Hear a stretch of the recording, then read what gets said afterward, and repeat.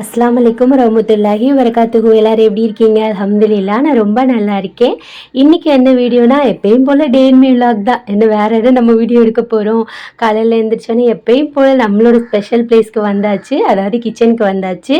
பாப்பாக்கு இன்னைக்கு வந்துட்டு ஸ்நாக்ஸ்க்கு ட்ராகன் ஃப்ரூட் வாங்கி வச்சுருந்தேன்ல, அதை தான் கட் பண்ணி கொடுக்க போகிறேன். இந்த பழம்லாம் பார்த்திங்கன்னா பார்க்க அழகாக தான் இருக்குது, ஆனால் நம்ம ஊர் பழம் அளவுக்குலாம் டேஸ்ட்டே வராது. மாம்பழம் அதெல்லாம் எம்புட்டு டேஸ்ட்டாக இருக்கும், அந்த அளவுக்குலாம் இதில் டேஸ்ட் இருக்காது. சும்மா அளவுக்கு வேணால் எப்போயாவது சாப்பிட்டுக்கிறலாம். அது பிள்ளைங்க எப்படின்னா, நம்ம பக்கத்தில் இருக்கிற பிள்ளைங்க எடுத்துகிட்டு வரதை பார்த்துட்டு நம்மக்கிட்ட வாங்கி கேட்குறது. அதுவுமே டேஸ்ட் நல்லா இருக்காதுன்னு அவளுக்குமே தெரியும், ஆனால் ஒத்துக்க மாட்டாங்க. ஏன்னா அவங்க வாங்கி கேட்டாங்கல்ல. இதுவே நம்ம வாங்கி கொடுத்துருந்தோன்னு வைங்களேன், 1000 குறை சொல்லுவாளுங்க. உங்கள் வீட்டில் இப்படி இருக்காங்களான்னு சொல்லுங்கள். பாப்பாவுக்கு பிரேக்ஃபாஸ்ட்டுக்கு பார்த்தீங்கன்னா பீஸா தோசை நானே பேர் வச்சுக்கிடுவேன், ஏன்னா நானே தானே செய்கிறேன். அதனால் நம்ம காக்கா முட்டை படத்தில் பாட்டி சுடுவாங்கல்ல, அதே மாதிரி தான். கொஞ்சம் சிக்கன்லாம் வச்சுருந்தோம்னா இன்னமும் அல்டிமேட்டாக இருந்திருக்கும்.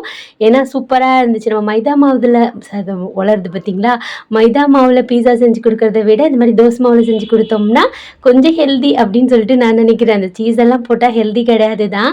என்னைக்காச்சும் ஒரு நாள் கடையில் வாங்கி சாப்பிட்றோம்ல, அந்த மாதிரி நினச்சிக்கிற வேண்டியது தான். எனக்கு ஒரு ஆசை என்னென்னா, ரொம்ப நாளாக நான் வந்துட்டு இந்த மொசரல்லா சீஸ் வாங்கணும்னு ஆசை. அது அந்த இப்படி இழுத்து அந்த மாதிரி வருதில்ல, கெட்டு போனால் தான் நூல்லாம் ஒரு பாட்டி சொன்ன மாதிரி. ஆனால் என்ன பண்ணுறது, அந்த பீஸானால இதுதான் சொல்லிட்டு வைபேற்றி வச்சுருக்காங்கல்ல. எனக்கும் ஆசை. ஆனால் இன்றைக்கி பார்த்திங்கன்னா சக்ஸஸாக வந்துருச்சு. பார்க்கவே ரொம்ப சாட்டிஸ்ஃபேக்ஷனாக இருக்கும்ல, அந்த மாதிரி இருந்துச்சு. இப்போ வந்துட்டு இதை வந்துட்டு க்ளோஸ் பண்ணிடலாம். இல்லை சிக்கனு ஏதாவது ஒன்று போட்டோன்னு வைங்க, என்னமுமே டேஸ்ட்டாக இருக்கும். பாப்பாவோட பிரேக்ஃபாஸ்ட் பார்த்திங்கன்னா இதுதான். சுட சுட ஓப்பன் பண்ணும்போது எப்படி இருக்குது பாருங்களேன், அது எம்மியாக இருக்குல்ல. அது பீஸாவில் அப்படியே நூலாக வரும்ல, அந்த மாதிரி தான். அப்புறம் லஞ்சுக்கு பார்த்திங்கன்னா பட்டர் போட்டு தயிர் சாதம் செஞ்சு கேட்டிருந்தேன். இன்றைக்கி மேடம்க்கு வந்துட்டு ஏதோ போட்டி, காமராஜர்னால ஏதோ ஒரு ஃபங்க்ஷன் வைக்கிறேன்னு சொல்லியிருந்தாங்க. காமராஜர் அவங்களுக்காக ஏதோ பெருமைப்படுத்துகிற விதமாக வந்துட்டு ஒரு ஃபங்க்ஷன் வைக்கிறாங்க போல இருக்குது அவங்க ஸ்கூலில். அதில் பாப்பாவும் பேசுகிறாளா, அதனால் அவளை ரெடி பண்ணணும். அதனால் கடை நமக்கு தெரிஞ்சது பார்த்திங்கன்னா ஈஸியாக இருந்து தயிர் சாதம் தான். பாப்பாவும் விருப்பப்பட்டு சாப்பிட்டுக்கிடுவாங்க. அவங்களுக்கு வேணுன்றதை செஞ்சு கொடுத்தாலே போதும். ஏன்னா டிஃபன் பாக்ஸ் காலியாகிறது தான் நமக்கு முக்கியம்ல. நிறைய பட்டரு, கொஞ்சமாக பால், தயிர் ஊற்றி மிக்ஸ் பண்ணி வச்சோம்னா நல்லா டேஸ்ட்டாக இருக்கும். தாளிச்சா அஃப்ரீனுக்கு பிடிக்காது, அதனால் தாளிக்கிறது கிடையாது. நம்ம வீடியோ பார்க்குறவங்களுக்கு தெரியும். தொட்டுக்கிறதுக்கு பார்த்திங்கன்னா உருளைக்கிழங்கு சிப்ஸ். மேடம் பார்த்திங்கன்னா பட்டுப்பாவாடை சட்டை போட்டுட்டு வர சொன்னாங்க. நம்ம வீட்டில் பட்டுப்பாவாடை சட்டை இல்லை, சரி இருக்கிறது அப்படி பட்டுப்பாவாடை சட்டை மாதிரி மேனேஜ் பண்ணி போட்டு விட்டுட்டேன். இதுக்காக நம்ம புது ட்ரெஸ்ஸாக எடுக்க முடியும், இருக்கிற ட்ரெஸ்ஸில் அப்படியே மேனேஜ் பண்ணி போட்டு பாப்பாவுக்கு வந்துட்டு அமுச்சு வச்சாச்சு. பாப்பா வர்றதுக்குள்ளே அவங்க அத்தாவுக்கும் அப்படியே ரெடி பண்ணிடலாம். இது பெரிய தோசையை ஊற்றுறது, அவங்க கொஞ்சம் லேட்டாக சாப்பிட்டாங்கன்னா கிறிஸ்பியாக இருந்த மாதிரி ரஃப் ஆயிரும்ல. அதனால் பேன் கேக் சுடுவேன்ல, அதுலேயே அப்படியே குட்டி குட்டியாக தோசை மாதிரி ஊற்றி அவங்களுக்கு ஒரு முட்டை பீஸாவை ரெடி பண்ணியாச்சு. எப்படியெல்லாம் பேர் வைக்கிறேன் பார்த்தீங்களா, எல்லாம் நம்மளோட க்ரியேட்டிவிட்டி தான் அப்படின்னு நம்மளே சொல்லிக்கிறணும். பார்த்தியாப்பா, நான் அவனுக்காக முட்டை பீஸாலாம் ட்ரை பண்ணியிருக்கேன் அப்படின்னு சொல்லணும்ல. அதனால தான் அவங்களுக்கும் பேக் பண்ணி வச்சுட்டு அப்படியே க்ளீனிங் ஒர்க்லாம் இருக்கும்ல, அதுக்கப்புறம் ஒரு பாத்திரம் சேரும்ல, அதெல்லாம் கழுவிட்டு அடுப்பெல்லாம் அப்படி உடனே க்ளீன் பண்ணிடுவேன். அப்போ தான் நெக்ஸ்ட்டு மத்தியானம் குக் பண்ணும்போது கொஞ்சம் ஃப்ரீயாக இருக்கும். மேடம் என்னன்னு தெரியலை, நல்லா தூங்கிட்டு இருக்காங்க. அப்படியே பால் பாட்டிலில் ஊற்றி தூக்கத்துலேயே பால் கொடுத்தேன். குடிச்சிட்டு மறுபடியும் தூங்கிட்டாங்க. சரி நீ எங்கிட்ட தூங்கிட்டுன்னு சொல்லிட்டு இங்கிட்ட குக்கிங் பண்ண வந்தா செம்ம தூக்கமோ. ஓய் மொட்டை செம்ம தூக்கமோ. மணி என்ன தெரியுமா? 11 மணி. எத்தனை மணி? ஓய் அஃப்ரா குட்டி, 11 மணி. ஆமாம், செம்ம தூக்கமோ. செம்ம தூக்கம் அண்ணன். நைட் ஃபுல்லாக அடுத்தவனை மட்டும் தூங்க விட மாட்டேன், அப்படி தானே மொட்டை? ஏன் பகலில் தூங்குற, நைட் தூங்க மாட்டுற? இனிமேல் காலைல 5 மணிக்கு எந்திரிக்கிற. இங்கே பாருறி, எந்திரிச்சு வீடு பெருக்கிற, பாத்திரத்தை கழுவுற, ஓகேவா? அஃபீனுங்க வீட்டை விட்டு போயிட்டாளா? ஏன்டி ஒன்று வேலைக்கு போயிட்டான்ற இல்லை வீட்டை விட்டு போயிட்டான்ற? என்ன அவளை தொலைத்துறதுலேயே இருக்க? ஓய், அக்கா ஸ்கூலுக்கு போயிட்டா. அன்றைக்கி அக்காவுக்கு ஒரு ஃபங்க்ஷனு, அழகா ட்ரெஸ் போட்டு போனா தெரியுமா? பியூட்டிஃபுல்லாக. எப்படி சொல்லு, எப்படி ட்ரெஸ் போட்டு போன? பியூட்டிஃபுல்லாக சொல்லு எல்லாருக்கும். இப்போதான் மேடம் கிடிஞ்சிருக்கு 11 மணிக்கு. மேடமும் எந்திரிச்சிட்டாங்க. எந்திரிச்சோடனே மேடம் ஃபஸ்ட்டு வேலை என்னென்னா ரெஸ்ட் ரூம் போட தான். பாப்பா பேம்பர்ஸ் எல்லாம் ஸ்டாப் பண்ணிட்டாங்க. குட் கேர்ள் ஆகிட்டாங்க. பெட்லலாம் ரெஸ்ட் ரூம் போகாமல் காலையில் எந்திரிச்சோடனே அம்மா ரெஸ்ட் ரூம் போகிறேன்னு சொன்னால அவளை ரெஸ்ட் ரூம் விட்டுட்டு இங்கிட்டு நான் பாசிப்பருப்பானை செய்ய ஸ்டார்ட் பண்ணிட்டேன். ஒரு சிஸ்டர் பாசிப்பருப்பான ரெசிபி கேட்டிருந்தாங்க. பருப்பை வறுத்துட்டு தண்ணி ஊற்றி மஞ்சள் பொடி கொஞ்சோண்டு ஜீரகம் கொஞ்சம் எண்ணெய் ஊற்றி நல்லா இந்த மாதிரி மசியை வேக வச்சுக்கணும் சிஸ்டர். நான் செய்கிறத நான் சொல்கிறேன், நீங்கள் கண்டிப்பாக ட்ரை பண்ணி பாருங்கள். டேஸ்ட்டு சூப்பராக இருக்கும். சின்ன வெங்காயம் இருந்தால் சின்ன வெங்காயம் யூஸ் பண்ணிக்கோங்க. ஒரு 10 சின்ன வெங்காயம் யூஸ் பண்ணிக்கோங்க.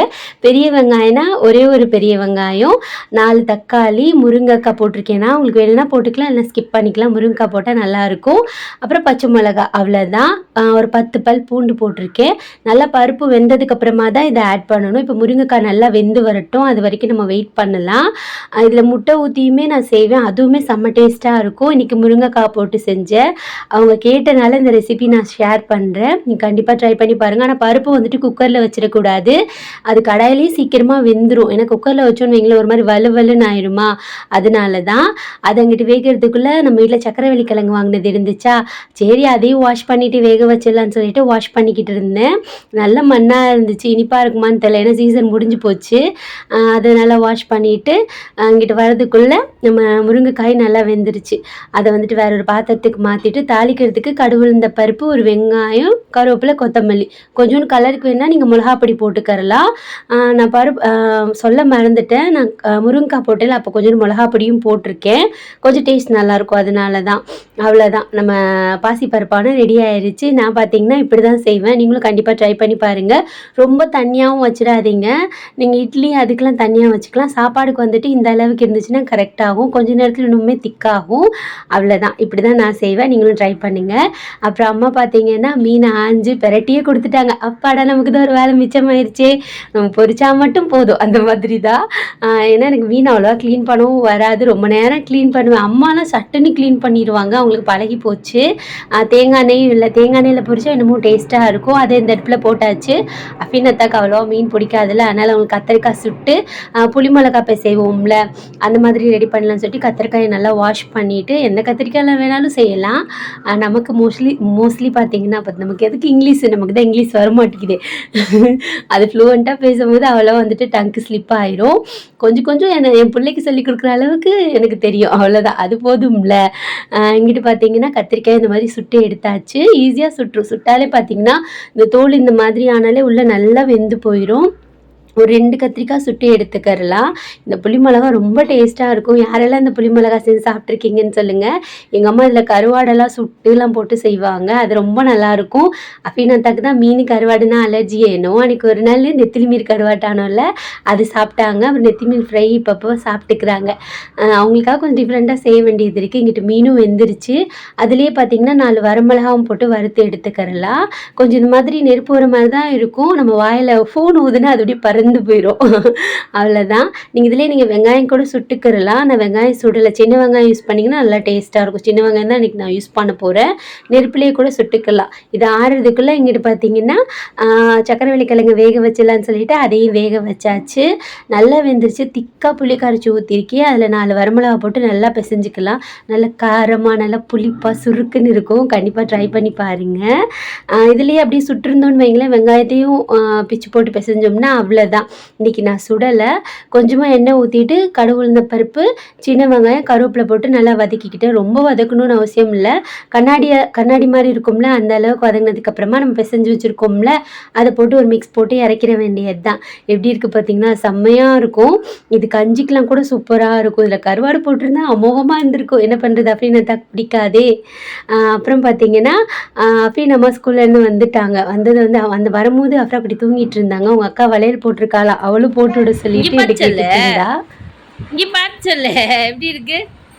நீ அக்காவும் மேட்சிங் பிங்க் போட்டிருக்கீங்க ட்ரெஸ்ஸு. வா அழகா இருக்கே.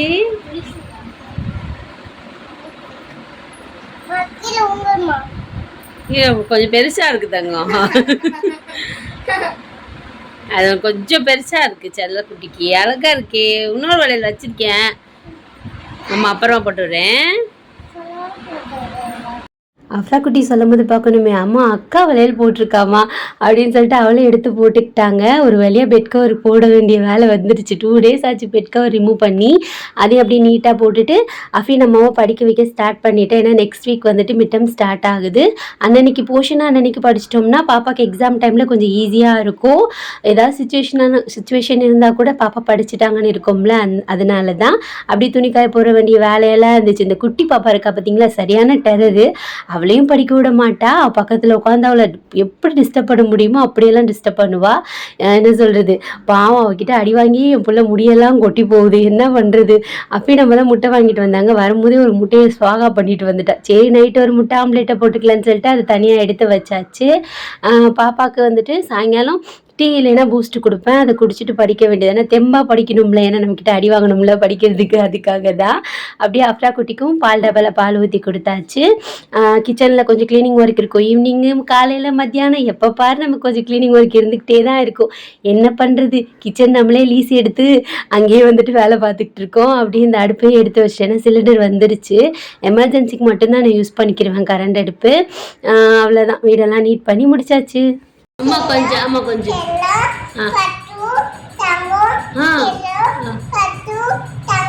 வைரம் சொல்லல. நானா எல்லாமே நானா எல்லாமே அம்மாவா? சரி ஏபிசிடி சொல்லி காமி. படி ஏபிசிடி. நீ இப்போ இவ்வளோ நேரம் படிச்சே இல்லை, குட்கால அக்கா கிட்ட உட்காந்து படி. ஏபிசிடி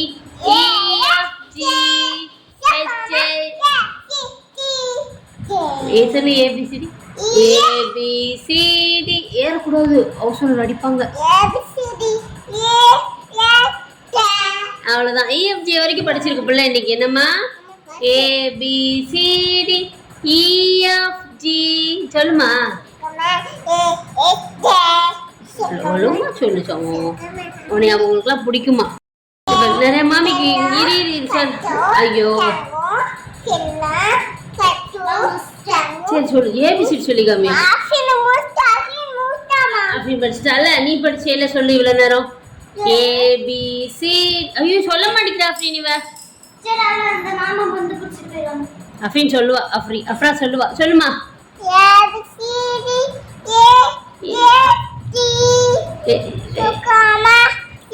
என்ன அதுக்கப்புறம் என்ன தப்பா? இஎஃப்ஜி வரைக்கும் தான் கரெக்ட்.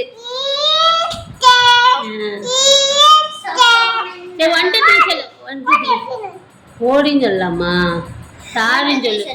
சாரி சொல்லு அக்காட்ட. சாரி சொல்லு அக்கா. போடி சொன்னேல. இப்போ விளையாட சேர்த்துக்காத அப்படின்னு எல்லாட்ட சொல்லி கொடுத்துருவோம். போச்சு, விளையாட சேர்த்துக்க மாட்டா உனே. சொல்லு சாரி சொல்லு. Love you da. Love you too சொல்லிடு. யாருமா அவ? அஃபின் யாரு? சரி அஃபின் வாட்சி இருக்கு. அஃபின் யாரு? நம்ம பிள்ளை. ஆலியா ஓ வாட்சி இருக்கு. ஆலியா ஆலியா யாரு? கிளம்பட்டியா? பிடிக்குமா ஆலியாவை? ஆலியா தங்க பிள்ளை சொல்லிடு. அஃபின் தங்க பிள்ளை. யாசமா ஆசமா தங்க பிள்ளை இல்லையா? உங்க அத்தா உங்க அத்தா வரட்டும். இன்னைக்கு அடிக்கிறேன் அம்மா. ஐயோ எங்க அத்தா தான். எங்க அத்தா பேர் கனி தெரியுமா? எங்க அத்தா பேர் கனி. எங்க அத்தா பேர் வீரர் சொல்லுமா. எங்க அத்தா பேர் கனி. எங்க அத்தா பேர் வீரர் சொல்லுமா. எங்க அத்தா பேர் கனி தெரியுமா? எங்க அத்தா பேர் வீரர் சொல்லுமா. நல்லாவே இல்லை உங்க அத்தா பேரு. உங்க அத்தா பேரு நல்லா இல்ல சொல்லு. கனியப்பா பிடிக்காதா? சரி இனிமே உங்க வீட்டுக்கு போனேன் அடி வெளுத்து போடுவேன். இனிமே போக மாட்டேல. யார் அது போன்ல? யார் தெரியுதா? அஃப்ரா. அஃப்ரா உன்னை எல்லாரும் பிடிக்குமா? லவ் யூ சொல்லிடு எல்லாருக்கும். சாப்பிட்டீங்களா கேளு. வாங்க மாமி சொல்லு. எல்லாம் நம்ம வந்துருச்சு கோவம். கோவத்துக்கு ஒன்றும் குறைச்சல் இல்லை. கம்பம் கம்பகாரி. மிஸ்டர் கம்பம். மிஸ்டர் மிஸ்ஸஸ்லாம் சொல்லக்கூடாது. இந்த பாப்பா குட்டி பாப்பா கம்பம். தங்க பிள்ளை. யார் தங்க பிள்ளை?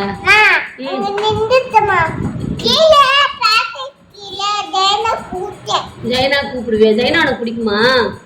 ஜெயனா எப்படி கொஞ்சுவ? ஜெயனா வந்தா எப்படி கொஞ்சுவ சொல்லு. அடிக்க மாட்டியா? கடிக்க மாட்டியா? நல்ல பிள்ளையா இருப்பியா? அப்படி அங்கன்னு கடிக்க மாட்டியா? எப்படி கடிக்க மாட்டேன்? சரி, கடிக்க கூடாது. யாரையும் கடிக்க கூடாது செல்லம். ஓகே அப்புறம் குட் கேர்ள் என்னம்மா? சரி சைனா கடிக்க மாட்டேன் சொல்லிடு. சொல்லு சைனான்ட்டு, அப்பதான் வருவா கீழே விளையாட. சொல்லு. அப்ப ஜெயனா வராதம்மா சொல்லிட்டேன் நான். போச்சா வரமாட்டான். சொல்லு அப்ப ஜெயனாக்கா கடிக்க மாட்டேன் சொல்லு. ஏபிசிடி சொல்லுவேன் ஜெயனாக்கா.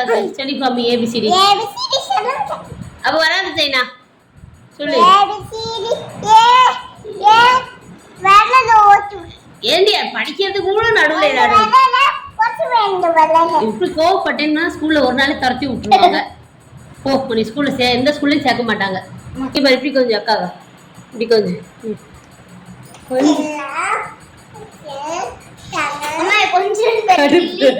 அடுப்புல கொஞ்சிரியா நீ? நட்டிப்பழகி அடிக்கிறாளே காப்பாத்துங்க. பெத்த தாய் 10. Very good. அடிச்சுட்டு சாரி சொல்லுமா? அடிக்கவே கூடாது. ஒரு 10 மாசம் சுமந்து பெத்த தாய் அடிக்கிற. அப்பிலாம் நான் அடிக்கவே மாட்டான். நீ எப்படி அடிச்ச? நீ அடிச்சதே இல்லையா? சின்ன குழந்தைலாம் அடிக்கவே மாட்டேன். நான் சொன்னா கேப்ப. இவ எங்க கேக்குறா பாரு, எல்லாரும் அடிக்கிறா. என்னமோ நீ இப்ப சொல்றடி போலார் ரைட்டா என்னமோ சொல்றடி. என்ன சொல்ற? என்னது? யார் சொல்லி கொடுத்தா போலார் ரைட்டு? அத்தாவா? எப்படி சொல்லு. கடிக்குதுமா?